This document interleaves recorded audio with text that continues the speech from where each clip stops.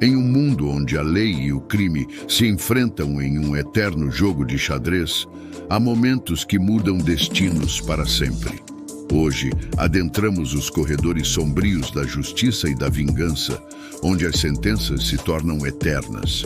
Prepare-se para testemunhar a reação de alguns dos maiores chefões do tráfico ao saber que passarão o resto de suas vidas atrás das grades. Ou enfrentarão o temido corredor da morte. Antônio Francisco Bonfim Lopes, também conhecido como Ney da Rocinha, era um traficante de drogas brasileiro e ex-chefe do tráfico na favela da Rocinha, localizada no Rio de Janeiro. Sua trajetória estava ligada ao crime organizado no Brasil, especificamente no tráfico de drogas. Ney da Rocinha ganhou notoriedade devido ao seu envolvimento em atividades criminosas na comunidade e a sua liderança no tráfico de drogas na Rocinha. Ele foi preso em novembro de 2011 durante uma grande operação policial na Rocinha. Cara, aí tá preso. Perdeu o jogador? Não. Tá bom. Não. Fecha a integridade dele, sério. Eu nem, filho. Eu nem. Fechou pela integridade. Pode filmar, meu irmão. Não, filma depois dele. É nóis, maluco. Eu choque. Dá licença aí, dá licença. Pessoal, por favor. Pra não machucar ninguém. Sua prisão foi um marco nas operações de combate ao tráfico de drogas no Rio de Janeiro. Era perto de meia-noite, quando policiais faziam revistas nos acessos à comunidade da Rocinha. Um Corolla preto descia o morro. Lá dentro, há aparentemente 3 homens. Os policiais contaram que, no momento da abordagem, um dos tripulantes se identificou como o cônsul do Congo, outro como funcionário do consulado e o terceiro como advogado. Eles não quiseram abrir o porta-malas e teriam dito que só fariam isso na sede da Polícia Federal, cerca de 10 quilômetros após a saída da Rocinha, na Lagoa Rodrigo de Freitas. Os 3 homens, segundo os policiais, assaltaram e ofereceram R$30 mil para seguir viagem. R$20 mil, depois R$30 mil, só que nós temos nossa honra de estar aqui preso. Um carro de luxo, potente, numa área de risco muito grande, entendeu? Foi abordado por causa disso. Então ofereceu o dinheiro, primeiro ofereceu 20, depois 1 milhão. E nós não aceitamos, chamamos a Polícia Federal por se tratar de um cônsul, se identificaram como cônsul, apresentaram uma carteira e o carro foi revistado. E ele estava dentro do porta-malas. Não ofereceu resistência, não? Nada. O senhor como PM, como é que se sente? Orgulhoso. Amo minha corporação. De acordo com as primeiras informações, no carro não havia armas, apenas uma mala com dinheiro. Os carros de polícia tornaram a prisão de nenhuma operação de guerra. Um grande camburão se dirigia para levar o traficante mais procurado do Rio até a sede da Polícia Federal na zona portuária.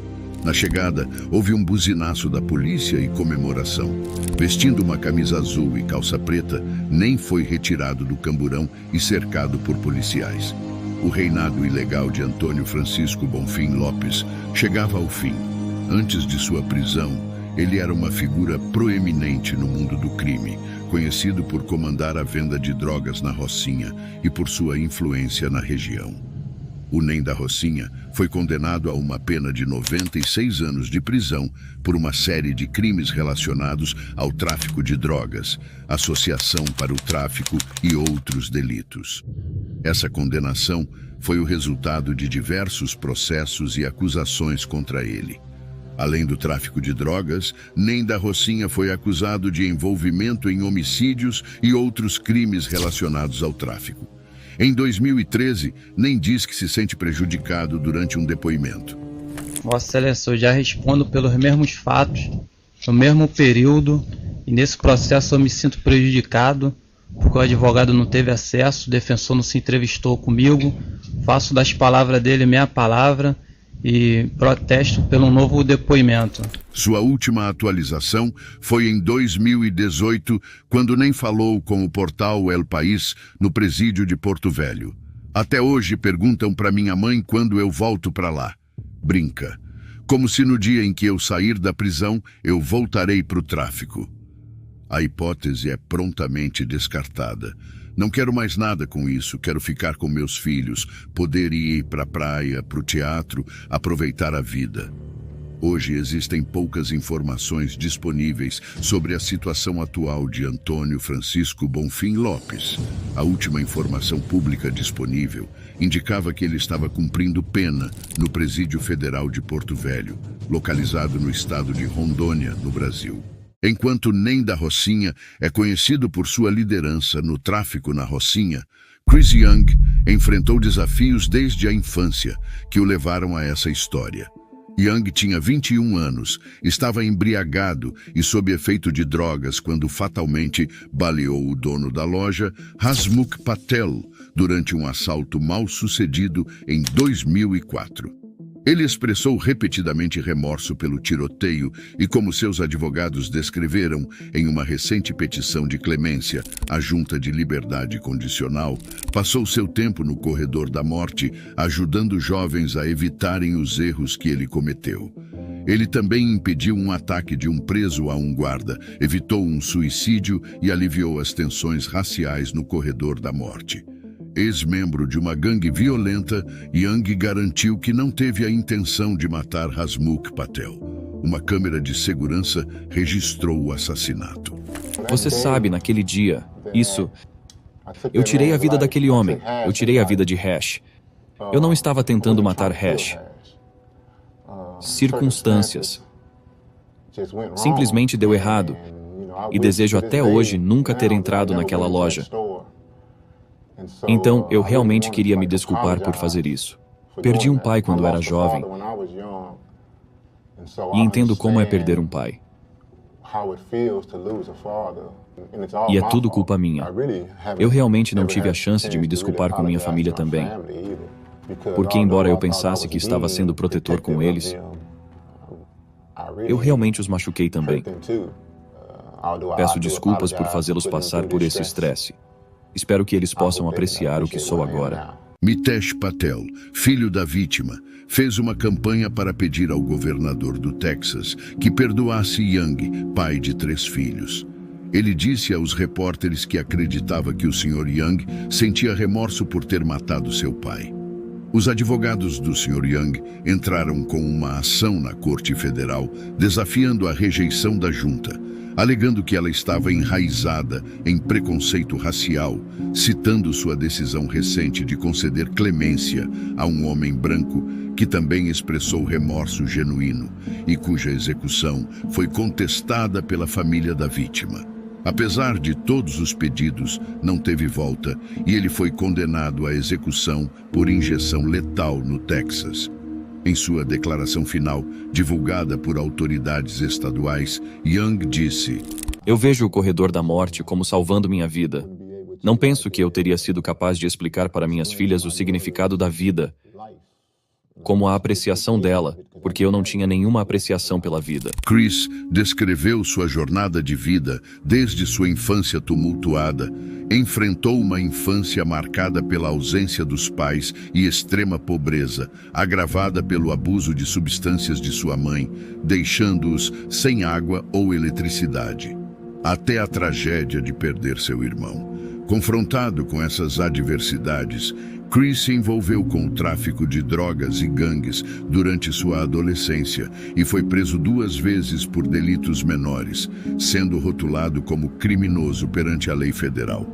Ele também mencionou ações altruístas, como cuidar do filho de seu falecido irmão e ajudar crianças do bairro a terem boas notas. Chris passou por dificuldades familiares e problemas com o sistema de justiça criminal, enquanto esse caso demonstra a falta de emoção e a frieza desse criminoso. Pedro Espinosa será condenado à morte dentro dos muros da prisão estadual da Califórnia, em San Quentin. Sem emoção, essa é geralmente a expressão facial dos membros da 18th Street, também conhecida como Cali 18, ou simplesmente 18 na América do Norte, quando recebem sua sentença judicial. Neste caso, o vídeo que você acabou de ver mostra o rosto de Pedro Espinosa, um membro da referida gangue que matou um atleta do ensino médio por carregar uma mochila vermelha.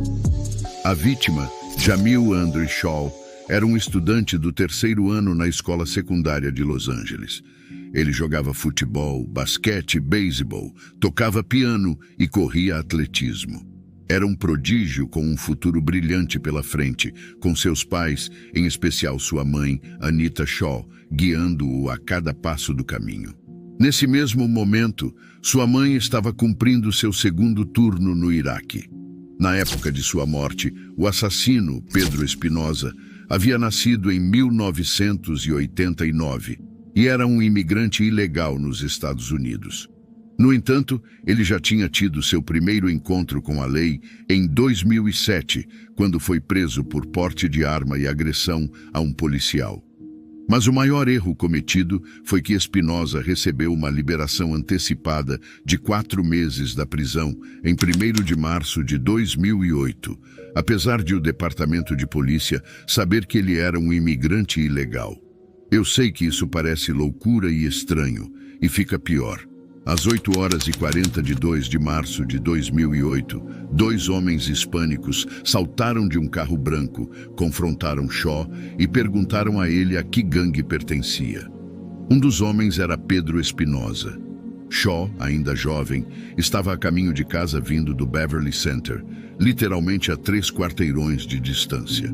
Eles o questionaram sobre a gangue a qual ele pertencia, pois viram que ele carregava uma mochila do Spider-Man e presumiram que ele era membro da gangue rival Bloods, associada à cor vermelha. Shaw, atordoado com essa confrontação, não conseguiu falar e foi baleado no local. Seu pai ouviu o tiro de dentro de casa e ligou para alertar sobre a situação na área. No entanto, como ele poderia saber que seu próprio filho era a vítima quando Shaw não atendeu o telefone? O pai correu para fora e o encontrou, permanecendo ao seu lado até que equipes médicas chegassem. Shaw foi levado para o hospital, onde foi declarado morto às 9h55. Quanto a Espinosa, esse era apenas o primeiro dia dele fora da prisão, então não demorou muito para que ele fosse recapturado e acusado de homicídio em 1º grau. Após 4 anos de procedimentos legais, Espinosa foi condenado à pena de morte em 23 de maio de 2012. Participante de uma gangue criminosa de rua, e o assassinato foi cometido para promover as atividades desse criminoso. O réu Pedro Espinosa será condenado à morte dentro dos muros da prisão estadual da Califórnia em San Quentin, na forma prevista na lei, em data a fixar por este tribunal em mandado de execução. Até 1980, espantosos 70% de toda a cocaína que entrava nos Estados Unidos estava escorregando pelas ruas ensolaradas do sul da Flórida. Mas acredite, isso não era apenas uma cena ensolarada comum. Era crime, caos e aventura que deixariam sua cabeça girando. Segure-se, porque essa onda selvagem de loucura trouxe alguns souvenirs inesperados. A criminalidade disparou, transformando Miami em um campo de batalha repleto de crimes. As taxas de homicídios triplicaram e as ruas ecoaram com o choque da violência relacionada a drogas. É aqui que a história se concentra na pequena, porém poderosa, Griselda Blanco. Imagine uma mulher com apenas 1,5 metros de altura, mas possuindo a energia feroz de um leão rugindo. Ela não era apenas qualquer leoa, mas uma traficante de drogas. E não era apenas uma traficante, mas uma figurona no cartel de Medellín da Colômbia durante as selvagens décadas de 70 e 80. Acredite ou não, a história de Griselda começa de forma modesta, literalmente. Porém, a vida dela deu uma guinada quando ela conheceu seu segundo marido, Alberto Bravo, que abriu as portas para o mundo das substâncias ilegais. A partir desse ponto, não houve retorno. Griselda mergulhou de cabeça no mundo do cartel, orquestrando o movimento da cocaína da Colômbia para os Estados Unidos. Seus playgrounds eram Nova York, o sul da Califórnia e, é claro, Miami. A ação se mudou para Nova York e, meu Deus, as coisas esquentaram. Imagine uma cidade dominada por operações de drogas controladas pela máfia. Mas adivinhe quem chegou marchando? Griselda Blanco e Alberto Bravo estavam prontos para roubar a cena, e foi exatamente o que fizeram, abocanhando uma grande fatia do mercado de drogas. No entanto, nas sombras, as autoridades estavam planejando suas movimentações. A Operação Banshee entrou em ação, interceptando um carregamento impressionante de 150 quilos. Griselda Blanco estava na mira deles, mas ela conseguiu desaparecer, escapando de volta para a Colômbia antes que pudessem prendê-la. Alguns anos depois, ela retornou, transformando Miami em seu campo de batalha. Agora vamos falar sobre as jogadas de poder de Griselda Blanco, conhecida como a madrinha das drogas. Ela comandava uma rede que gerava 80 milhões de dólares por mês e pioneirou táticas de contrabando. Enfrentou senhores rivais das drogas e esteve envolvida em centenas de assassinatos. Em 1984, ela fugiu para a Califórnia, mas enfrentou a justiça em 1985 e foi enviada de volta a Miami para enfrentar acusações de homicídio. Ela se declarou culpada de 3 acusações e cumpriu uma pena de 10 anos. Em 2004, retornou à Colômbia, mas foi tragicamente assassinada em 2012, deixando um legado duradouro de crime e tráfico. E é assim que chegamos ao fim de uma história impregnada de cocaína de Miami, liderada pela indomável Griselda Blanco.